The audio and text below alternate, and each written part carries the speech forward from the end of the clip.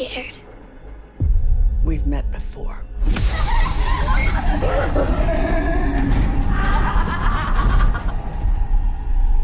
Are you looking for Regan? Are you looking for Regan?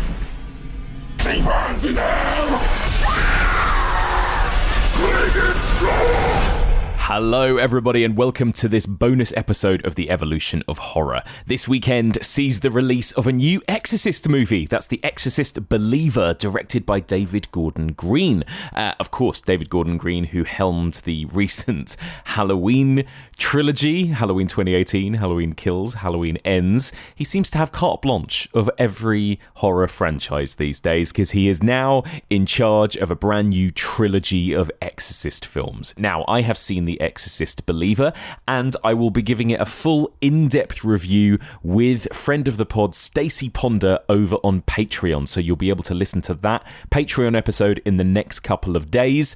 Stacey and I over there have actually done a whole Exorcist retrospective, so we revisited the original, we also discussed the bonkers Exorcist 2, the incredible Exorcist 3, and the terrible prequels, The Exorcist, The Beginning and Dominion, so you can listen to all of those discussions and our upcoming Exorcist Believer discussion over on Patreon. But here, as a bonus episode, is my interview with the director of The Exorcist Believer, David Gordon Green. This is a spoiler-free review, so anybody can listen. Please enjoy my interview with the one and only David Gordon Green.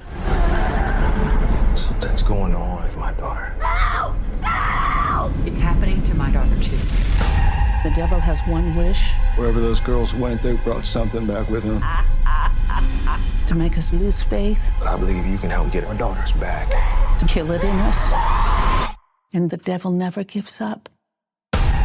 David Gordon Green, hello, welcome back to The Evolution of Horror. How's it going? I'm good, how are you? I'm doing all right. I just got off a plane and there was no food in my apartment, so I'm eating a sad sardine lunch here. But Oh, wow, sad sardines. I'm sorry to hear between that. interviews, I'm just trying to scarf sardines and crackers down here. But not too bad. I'm doing good. Good, okay. Well, David, last time you were here on the podcast, we were discussing Halloween Kills, and you've moved from one of the biggest horror franchises of all time to helming another one of the biggest horror franchises of all time. Just tell me a little bit about how that process began for you. At what point did you and Blumhouse decide this was going to happen? It was between Halloween Kills and Halloween Ends.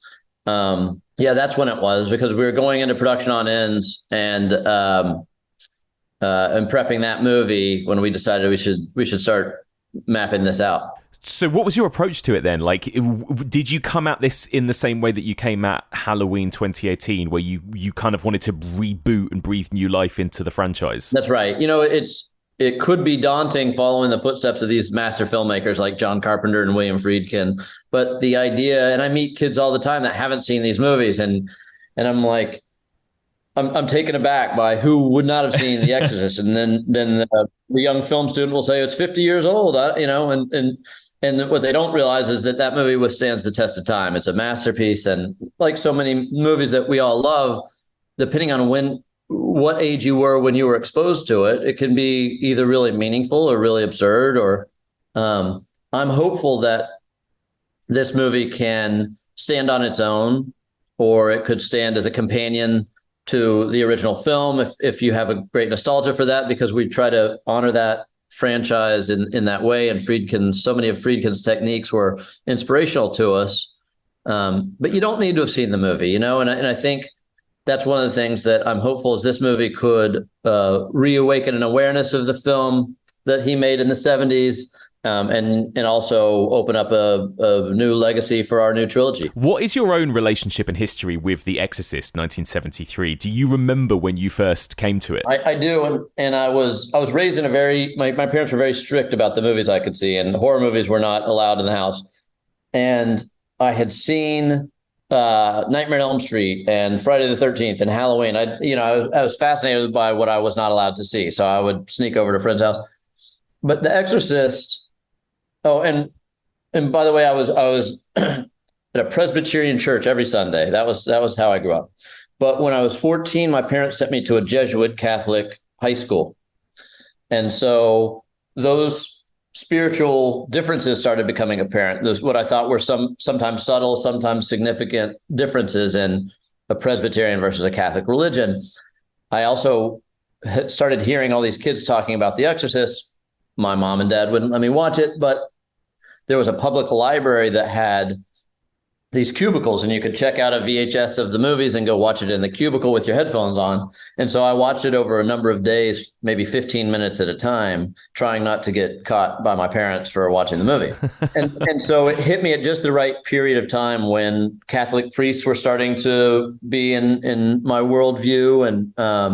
And I was an age not too much older than the adolescent character of Reagan in the movie. And just started asking a lot of questions of what a horror movie meant to me, coming off of those more fantastic popcorn type jump scare crazy horror movies. This felt very clinical and academic, and it really got under my skin in a way that terrified me. With a brand new flavor of horror for me at that age. Yeah, I was going to ask you about that because it is a different kind of horror, right? How did you approach it? How did you approach directing the scares and creating the horror in this particular world compared to the world of Halloween? Because they are very different types of horror movies. Yeah, and I wanted to try to put a little bit in the buffet for everybody with this movie, because the original Exorcist is not jump scares. It's just a really fucked up drama. Yeah. And yeah.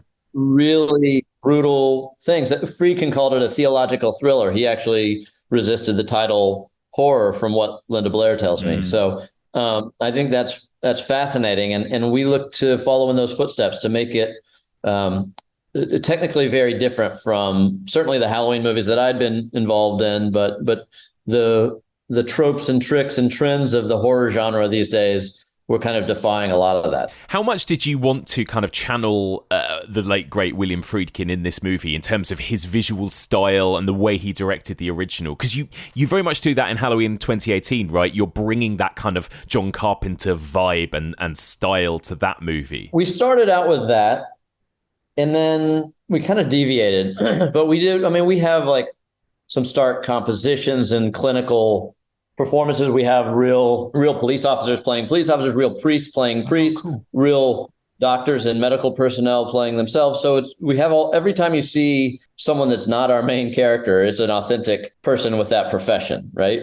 And I got that from just the authenticity of Friedkin's film. Some of the hard picture edits and jarring sound edits, I think, were really inspirational. I think as far as his directorial directing with the actors, I think it was a time when some of the theatrics of a director were more acceptable than they are today. So we had a probably pretty different onset type of process, but the ideas in getting to the fundamentals of the textured drama thriller, a narrative that feels grounded, so that then you can go spectacular rather than a lot of CG effects, and we tried to make this as practical and tangible a movie as we could. Obviously, the first movie has this reputation, right, as being one of the scariest, most shocking movies ever made. You hear these legendary stories, of course, of people, fainting and being carried out of movie theaters at the time.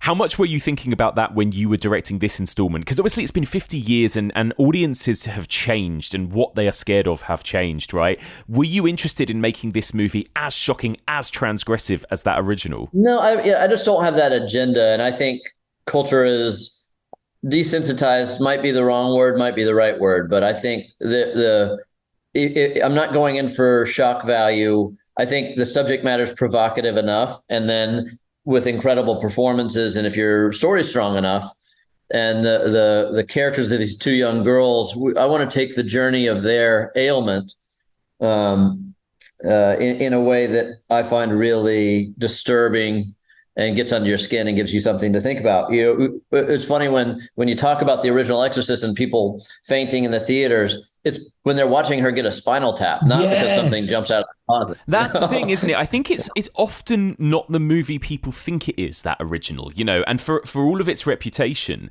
those moments, those famous moments in the bedroom with Reagan, and her head spinning and the vomiting and all of that, there's a small percentage of that movie, right? There's a lot of other scary stuff going on in that film. And also, the vocabulary that she would use and the vulgarity that she has. Like if you, and we filmed some things that aren't in the movie, in that flavor, and audiences, I think now just think it's funny Yes. to say fucked up, So I think if you say some of what Reagan, I haven't seen The Exorcist with a full real audience in a theater, but I bet you if you go to a screening, those vulgar lines are chuckled at. Definitely these days. Yeah. But at the time, they were just, I can't believe this is coming out of a child's mouth. But in a way, you can reprimand that film for desensitizing people. There's some of the most horrific things to see because we hadn't, as a culture, from what I'm told, I wasn't even born yet, but from what I'm told, the majority of people didn't even know what an exorcist was at that time, because that wasn't in a common day conversation. But now they do. So you got to be a little different, find something fresh. I think also audiences' relationship to sort of faith, movies about God and the devil and stuff, I think that's changed over the last 50 years, right? How did you find that, tackling the faith element to this movie? I mean, it's interesting that you were raised, Christian, and, I just wondered, how did you find that sort of tackling the faith element? To me, that's part of the fun I've grown up in the church and had my curiosities and chapters of life as a believer and a non-believer and explored other religions and traveled the world. And, I have the opportunity of going to film festivals everywhere I go. I always try to see what's going on with different customs and ceremonies that they have. And I guess that's what got me excited about this is that, the world is different. But we're not just painting the picture of a Catholic priest with a white collar saying the power of Christ compels you in our movie. We're getting perspectives of other rituals, other ceremonies, other philosophies, what this might be from a variety of viewpoints, from the believer to the non-believer to the medical and clinical. How is this unexplainable ailment? How do people wrap their heads around that? And to me, in this day and age, that's a fun question to explore in a movie. Did you find it hard to kind of, I don't know, tell that story earnestly, right? About, God and priests and the devil and everything now? Because again, I think that movies like this that deal with faith, they could come across as to young new audiences as maybe a bit corny or conservative, right? But like anything of controversy in your community, I think it's very valuable and also really realistic that you would have multiple opinions to have a conversation about what it is. And I certainly want a second opinion about everything that's a significant choice or decision I have to make in life. And this is a movie about choice. This is a movie about big life choices and what is your tool bag for making these choices? Is it just internal intuition? Is it family? Is it your medical advisors or your spiritual advisors? Is it your therapist? These are kind of fun concepts for movies to play into the conflict of choice. I think what's interesting as well is that I feel like I'm starting to see these kind of similarities and through lines in the way in which you tackle these movies thematically too, because I think there are some similarities here to Halloween, particularly Halloween Kills and Halloween Ends, the way in which this movie kind of also deals with a community coming together, bringing people together, I suppose, against a common enemy or against this malevolent evil in this town, Yeah, and I think that is it's nothing preconceived on my end, but as I look back, I do feel like it is such an evident part of the DNA of the community I live in. Maybe not so much my creative community, but my domestic community. Is that the fractured opinions and anything we can find to take a side or play on a team, and then we're looking for that tribe. And I guess I'm one of those lost souls looking for a universal tribe and looking for the buffet of belief rather than one spiritual definition. And so these movies are about people, and some of them you love, some of them you hate, some of them are far out, and some of them feel really down to earth. And being able to not discredit or judge anyone on those immediate terms, but be able to really face a conflict with them and see where their value is.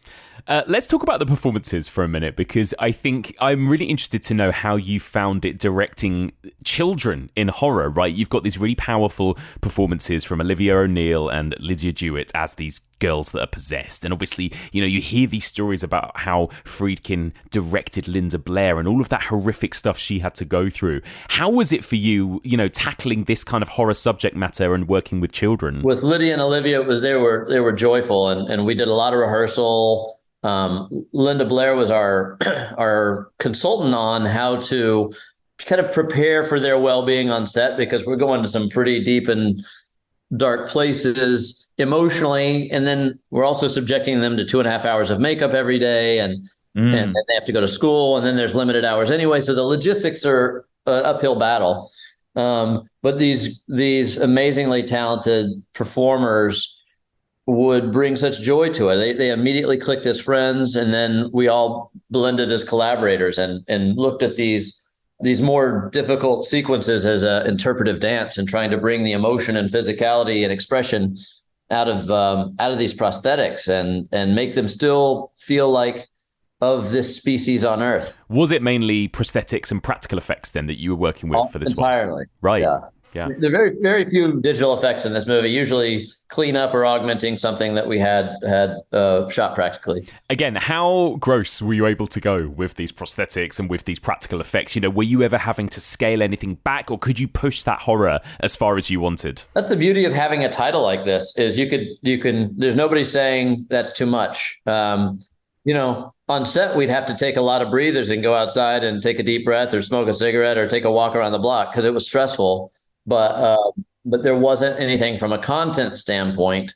My amazing film family at Universal and Blumhouse and Morgan Creek, they were really supportive of us just getting wild and following our creative instincts. So you mentioned just then that Linda Blair was involved as a consultant, right? That's so cool. Tell me a little bit about how that happened. I reached out to her long before we filmed to say, you're a monumental part of this franchise that I'm stepping in as a steward, and I just wanted to introduce myself. And then that conversation, which was just a friendly introduction, ended up, well, here's, you should take care of those girls, because that's a tricky place to be. And I know, I've been there. And then I called her back and said, would you advise us and help navigate the psychology of what they might be up against? Because I can't imagine. And 50 years ago was a long time, and things have changed. Protocol on set has changed.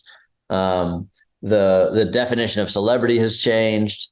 But these were huge life events for her, and as any vulnerable, sensitive creature on this earth, we want to do right by these young ladies that we're stepping onto the stage with. And so she was really profound and volunteered to help, and that was amazing. That's so cool. And of course, you've got Ellen Burston back as well. This is a big deal, right? Because she's never wanted to come back to this franchise, but this is the first time we've seen her as Chris McNeil in 50 years since the original movie. Yeah, and I'm in 2 hours I'm showing her the movie for the first time, so I'm scared. Oh wow.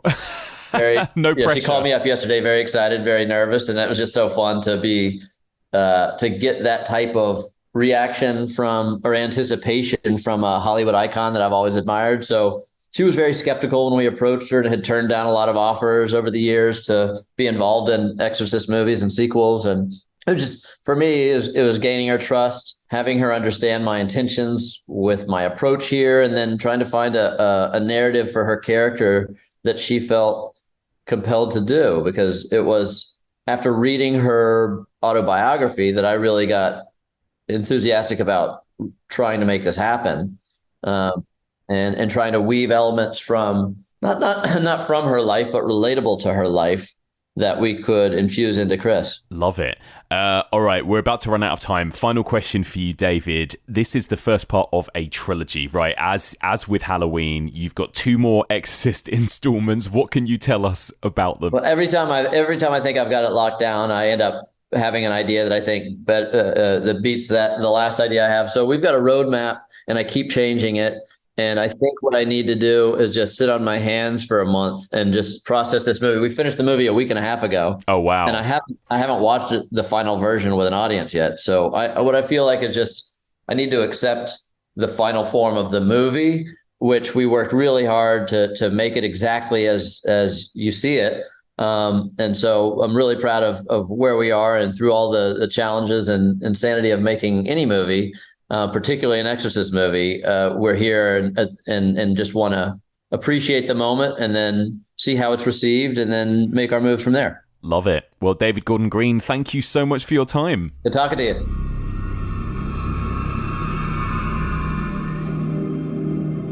And there we go. That's it for my interview with David Gordon Green. Say what you want about his films. He's actually a very nice guy. I do really enjoy always chatting to him. So thank you, David, for his time. So if you want to hear what we thought of The Exorcist Believer, sign up to our Patreon channel, patreon.com/evolution of horror, and our full in-depth review with Stacey Ponder will be live very, very soon. In the meantime, normal service will resume here on the main podcast as we continue our home invasion series. Thank you so much for listening, and join us again soon for another episode of The Evolution of Horror.